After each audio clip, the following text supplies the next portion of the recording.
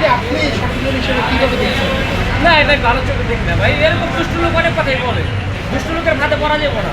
দুষ্ট লোক অনেক কথাই বলে, দুষ্ট লোকের হাতে পড়া যাবে না। মানে এই মুহূর্তে এসে কেন বলছে যে আমরা জানি যে সামনে তাণ্ডব নামের একটা সিনেমা হচ্ছে শাকিব খানকে নিয়ে, সেখানে সেই তাণ্ডব সিনেমায় আফরান নিশোর একটা কেনিও থাকার একটা সম্ভাবনা আছে, ঠিক আছে?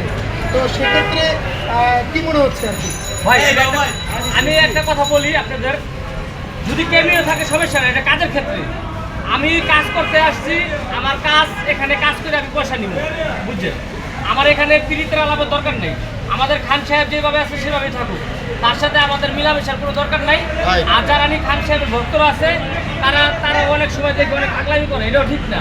ঠিক আছে, আই দেখতে যাই মনে করেন যে পাগলামি করে, কিসের জন্য পাগলামি করেন? আপনারা খান সাহেবের ভক্ত, আপনারা কোন স্টারের ভক্ত আপনারা এখন তো নিজেই জানেন না।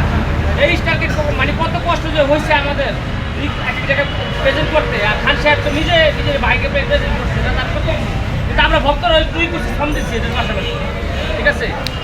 বাবু ভাই, আমরা কালকে দেখলাম শাহরিয়ার শাকিল ভাই সহ সংবাদ সম্মেলনে দেখলাম, সেখানে নিশু বলতেছে যে শাকিব খান এত বড় স্টার, সে তো সম্মান ডিজার্ভ করেই, কিন্তু আমরা এই যে হোয়াট ইজ শো, যে তার যে মানে আমাদেরকে ছোট করে কথা বলা, মেগাস্টার শাকিব খানকে একদম তুলোধনা করা, সেই দিনটার কথা তো ভুলি নাই।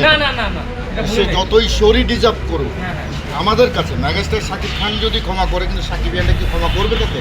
না, এটা ক্ষমার যোগ্য না ভাই। আমি একটা কথা বলি, আমার আপনি না খাওয়ার সময় যদি আপনি আমার একবেলা ভাত খাওয়ান নিয়ে, এটা আমার সারা জীবন মনে থাকবে। আর যদি আমার পেট বড় থাকে, আপনি নিয়ে যদি বিরিয়ানি খাওয়ান, তেহারি খাওয়ান, আপনার ওই এক একটা খাওয়ান, আমার সমস্যা নাই। খিচুড়ি খাওয়ান, আমাদের সময় মনে করেন যে বেশি একটা মনে থাকবে না, বুঝছেন? তেলের মাথায় সবাই তেল দেয়, এটা বাংলা কথা। তেলের মাথায় সবাই তেল দেয়। এখন আমাদের খান সাহেব যে সময় 2022 সালে এই আপনার এই যে কোর্টে দৌড়াদৌড়ি করছে, একটা মানুষ ছিল মেকআপের সবুজ ছিল, আর মনে করেন রহমতুল্লাহর মামলা, হ্যাঁ রহমতুল্লাহর মামলা কে ছিল? এখন মনে করেন তমুক হয়ে গেছে, মুখ হয়ে গেছে, সবাই মনে করেন খাড়া গেছে কে? এখন তেল হয়েছে মাথায় খান সাহেবের। এখানে কি এটা আমরা মনে করি না?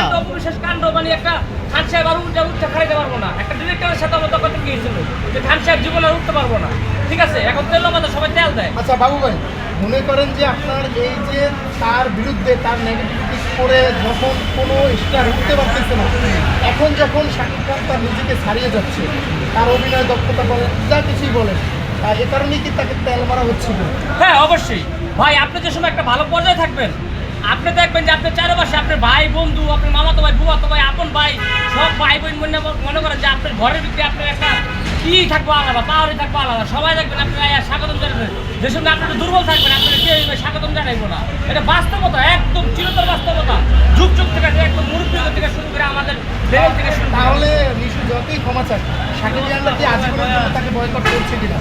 হ্যাঁ, আমরা তো তারা বয়কট করে দিচ্ছি। আগে তার দু একটা ক্লিপ দেখতাম আগে, আমি মনে করেন ওই যে দেশের আগে, এখন তো ওইটাও দেখি না, দেশের পরে ওই যে দেশটা নিয়ে আমাদের খান সাহেবকে নিয়ে আমাদেরই কথা বলছে, যে জায়গায় আমাদের অন্তর, যে জায়গায় আমাদের হৃদয় কলিজা, তাকে নিয়ে যে কথা বলবো তার আমরা বরখাস্ত করবো না, এক কথাই। যে যত বড় প্রেসিডেন্ট হোক। আচ্ছা, তাহলে আপনার এই বক্তব্য শেষে আরেকটা বার্তা কি দেওয়া যায় শাকিব খানদের, যারা এই আফরান নিশো থেকে শুরু করে এ ধরনের বিতর্কিত ব্যক্তিদের দেখলে শাকিব খানরা যে ভুলে যায় প্রত্যেকের কথাগুলো, তাদের কোনো বার্তা দেবেন কিনা? ভাই তাদের বার্তা দিব, আমি এই মধুমিতা হলে